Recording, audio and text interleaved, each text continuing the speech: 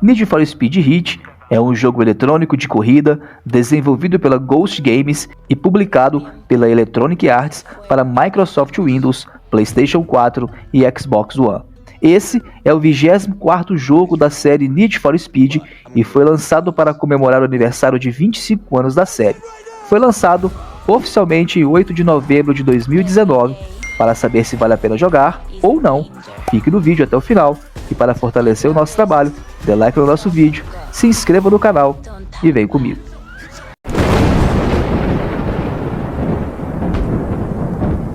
Need for Speed Heat ainda não é exatamente um retorno aos tempos áureos para uma série underground, mas pode ser considerado o melhor Need for Speed da 8ª geração.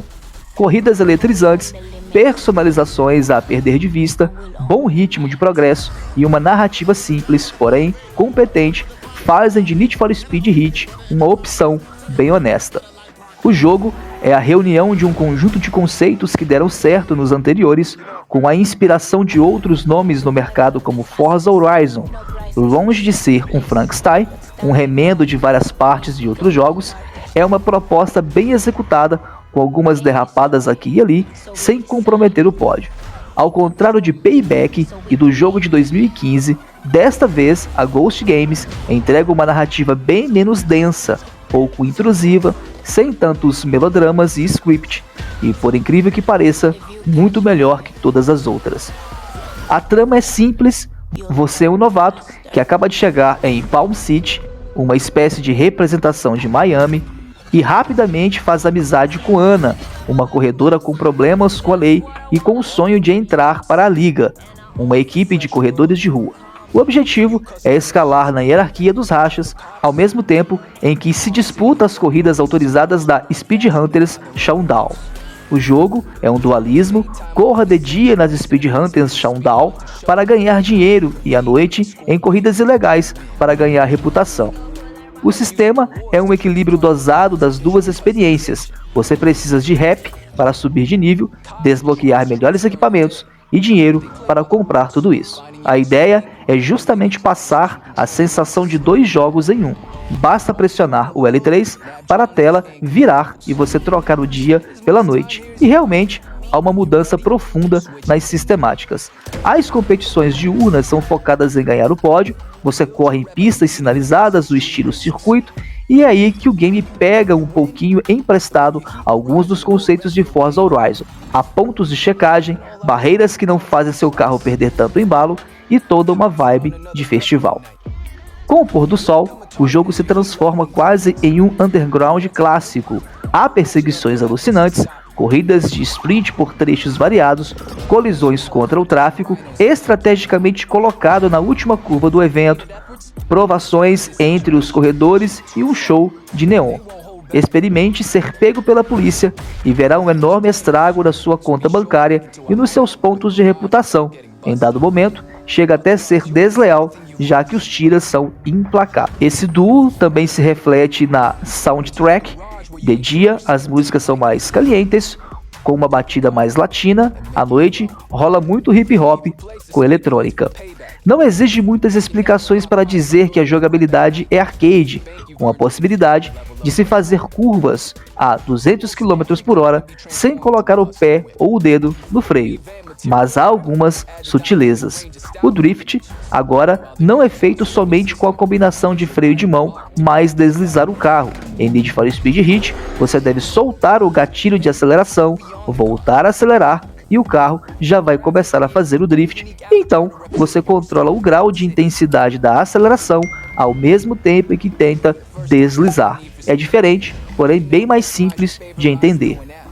Isso também permite que você consiga fazer curvas em altas velocidades sem usar os freios, mas pode ocorrer de você não querer virar e somente desacelerar e o bólido começar a fazer um drift em um momento inconveniente. Já o sistema de personalização continua bem parecido com Need for Speed de 2015, com opções em larga escala. Os mais criativos vão gastar boas horas criando réplicas famosas ou customizações próprias. Por sinal, há a opção de se baixar e usar as criações da comunidade. Já há uma lista bem ampla de possibilidades. O que não impressiona tanto é a caracterização do corredor. É possível configurar seu personagem com roupas de marcas famosas, adereços e até algumas máscaras de gostos bem duvidosos. O leque de carros é bom, são mais de 120 desbloqueados conforme você conquista rap ou cumpre aquelas dezenas de desafios bem característicos da série, como passar em todos os radares, saltar em rampas, quebrar outdoors, localizar grafites e flamingos. Vale lembrar que não há loot boxes aqui, ao contrário de Payback, em Need for Speed Heat, a Ghost Games fez o óbvio. Para equipar os melhores equipamentos, basta comprá-los com dinheiro conquistado in-game. Nem deve ser um elogio, já que as mecânicas do título de 2017 eram aberrações que devem ser esquecidas. E os fãs ficarão felizes em saber que é possível moldar os carros de acordo com um determinado conjunto de peças. Se você quer um veículo mais maleável, para drift, basta equipar amortecedores, suspensão e pneus focados nisso. Corridas de rua, circuitos de terra e assim por diante. O jogo não acerta em todos os aspectos. Há alguns pontos que poderiam ser melhor trabalhados, a evolução é um deles, não dá para se concentrar totalmente nas corridas noturnas, já que é necessário dinheiro para comprar as melhores peças para as competições mais altas. E não há como comprar os melhores carros sem participar das competições diurnas. O jogo força uma espécie de grid para você continuar progredindo, exigindo a repetição de algumas corridas.